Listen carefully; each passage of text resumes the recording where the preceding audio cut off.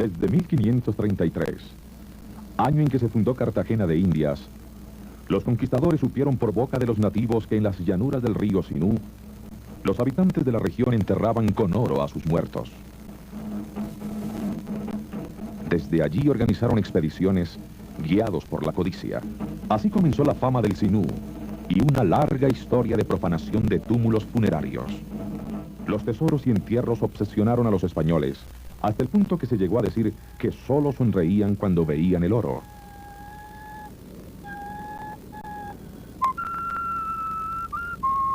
Pero no solamente el brillo del metal deslumbró sus ojos.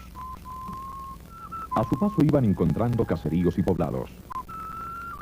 Fueron a Adar, a unas largas y rasas campiñas o sabanas de más de 15 leguas en contorno, en las cuales, obra de 3 leguas metido en lo raso, estaba el pueblo del Cenú, o Fincenú, que era el principal, el más crecido, lucido y bien poblado de cuantos había en 200 leguas en contorno. Los indios vivían en casas de paredes altas, rodeadas de otras construcciones menores que asombraron a los españoles por la semejanza con sus propias viviendas. Encontraron también edificaciones mayores para sus ceremonias.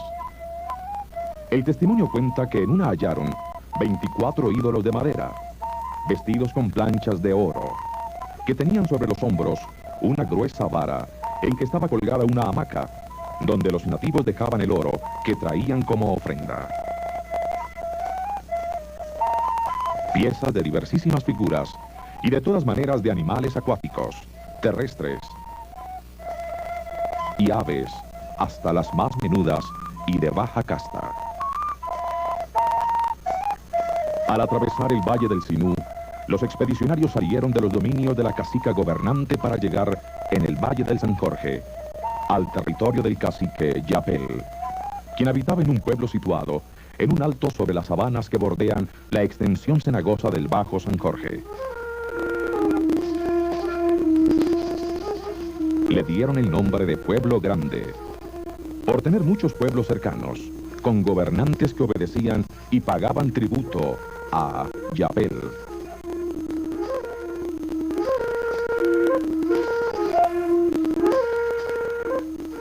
Fincenú y Yapel eran cacicazgos sobrevivientes de una organización social y política que tuvo su esplendor 10 siglos antes de la conquista española. En ese entonces, el territorio del Gran Cenú estaba dividido en 3 provincias gobernadas por caciques pertenecientes al mismo linaje. El Cenupana, ubicado cerca de los ricos yacimientos auríferos del Cauca y el Nechí, era el principal. El Fincenú, segundo en importancia, ocupaba la hoya del río Sinú, y el Pancenú se extendía por el valle del San Jorge.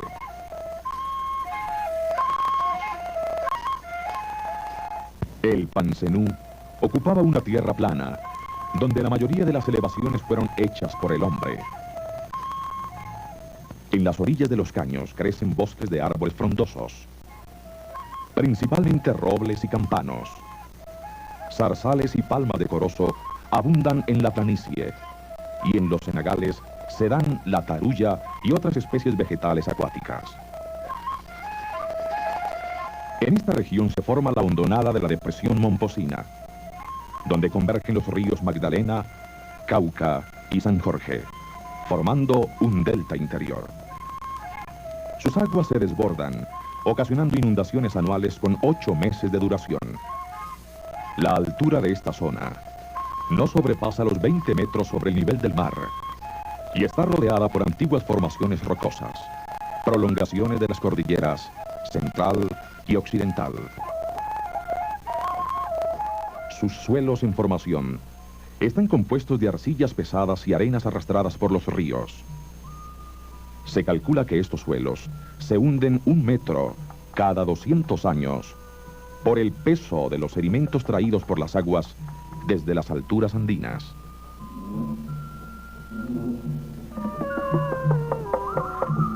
Pobladores de la región 2000 años atrás comprendieron que controlando las aguas aprovecharían la fertilidad de la tierra abonada por las inundaciones. Y para lograrlo, construyeron un complicado y eficaz sistema hidráulico a base de canales artificiales, que cubría una extensión de 500.000 hectáreas de tierras cenagosas.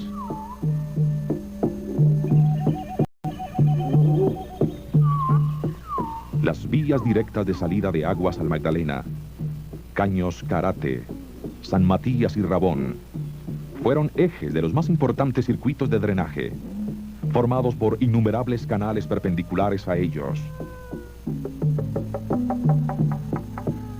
Para drenar esta región de suelos arcillosos y pesados, fue necesaria la construcción de innumerables canales con solo 10 metros de separación entre uno y otro. En invierno, cuando los caños se desbordaban, los canales dirigían el agua rápidamente hacia las zonas bajas, evitando la inundación de zonas aledañas. En la época de decrecimiento de las aguas, los mismos canales facilitaban la evacuación de las ciénagas hacia los caños. El sistema hidráulico presenta una combinación de canales de diferentes dimensiones y formas, según su función.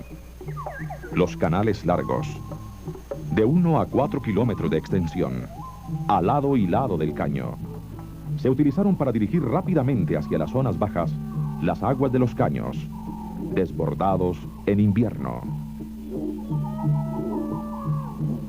Algunos se unen formando estructuras en espina de pescado, continuados a menudo por largos canales terminales. El flujo entre los canales mayores se facilitó mediante la construcción de otros pequeños, perpendiculares a ellos, patrón repetido sobre caños y arroyos menores.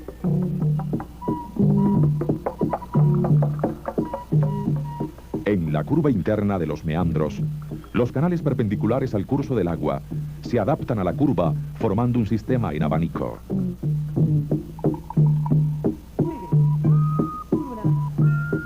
Para recuperar y poder cultivar extensas tierras, cubiertas hoy por ciénagas, construyeron canales más cortos que unas veces se entrecruzan, formando cuadrículas ajedrezadas.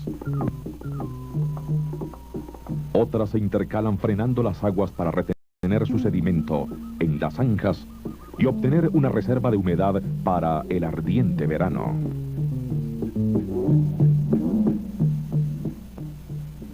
La superposición de distintos sistemas de canales indica largos periodos de reacondicionamiento, suelos orgánicos enterrados, correspondientes a periodos de uso del sistema de drenaje entre los siglos I y VII de nuestra era. Se presentan en capas grises, ondulantes, a lo largo de las orillas del caño Carate. En las márgenes de los caños principales y sus afluentes, la población se estableció linealmente sobre plataformas artificiales que albergaban viviendas aisladas, ocupadas por una unidad familiar, o pequeños caseríos de unas 20 casas. Están separadas entre sí por espacios cubiertos de canales pequeños, utilizados como huertas.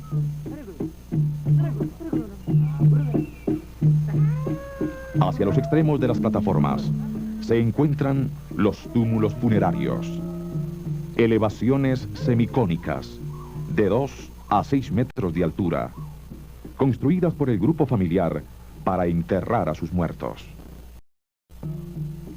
Cada unidad de vivienda estaba formada por 2 o 3 edificaciones rectangulares con funciones diferentes: dormir, cocinar o hacer vida social. Esta modalidad aún se conserva en la costa atlántica.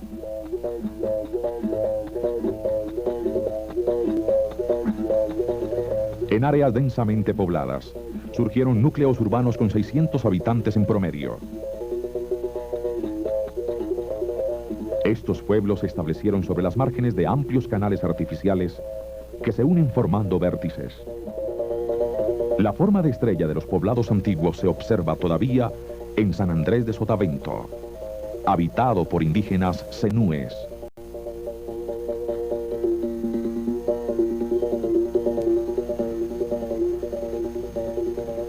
Estos poblados, con unos 4 kilómetros de distancia entre sí, se intercomunicaban por vías acuáticas naturales o por largos canales artificiales, ejes, a su vez, de múltiples viviendas. Esta numerosa población aprovechó la depresión inundable para la agricultura y la obtención de proteínas de su rica fauna acuática.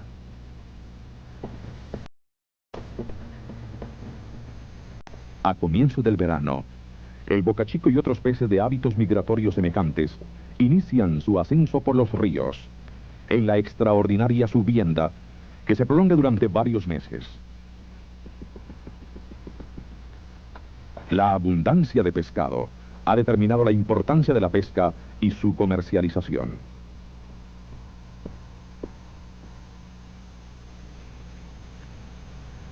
En las aguas tranquilas, cubiertas de tarulla, abunda la icotea, esencial para la subsistencia de la población y base de sus transacciones comerciales. También frecuentan estos medios iguanas, caimanes y babillas, ponches y otros roedores, e innumerables tipos de patos, garzas y otras aves acuáticas.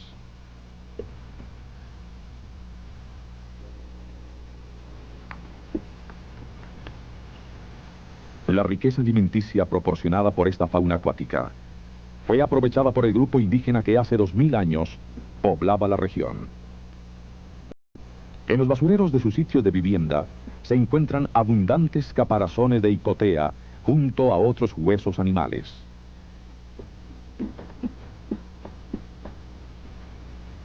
El pescado, conservado en sal o ahumado, se distribuía en amplias regiones, aprovechando la facilidad del transporte fluvial permanente. Actualmente la producción agrícola de la región es muy baja, a pesar de su fertilidad, debido al régimen incontrolado de las inundaciones. En cambio, los habitantes prehispánicos establecieron un sistema agrícola intensivo y permanente en zonas bajas, drenadas por canales cortos que recuperaban tierras de las ciénagas.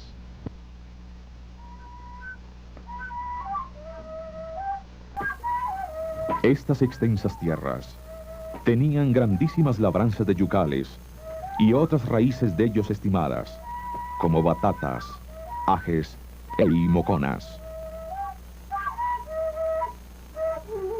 La producción de yuca era abundante y continua en estas regiones tropicales con intensas sequías.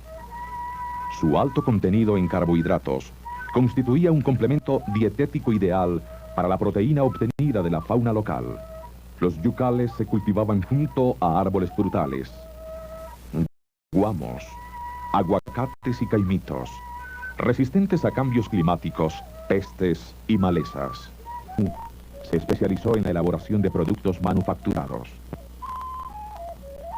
Esta sociedad desarrolló un sistema comercial avanzado, con centros de distribución ubicados entre la región inundable y las sabanas, donde se almacenaban productos de ambas zonas. Los ricos aluviones del Senufana proporcionaban oro a poblaciones de orfebres localizadas en el curso medio del río Sinú.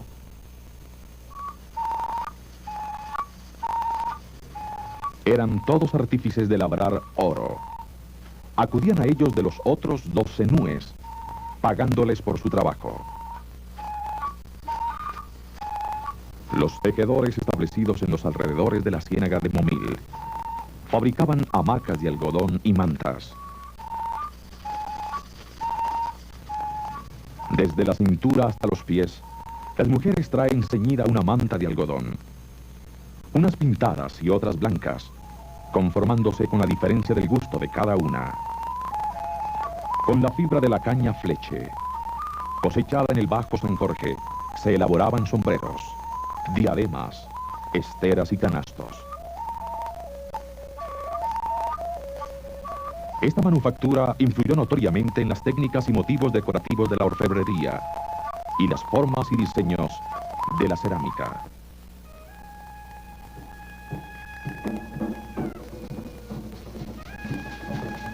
La importancia de los tejidos de fibra sobrevive a través de los siglos. El producto más popular hoy es el sombrero peltiao o sinuano, elaborado principalmente en los pueblos indígenas de los alrededores de la Ciénaga de Momil.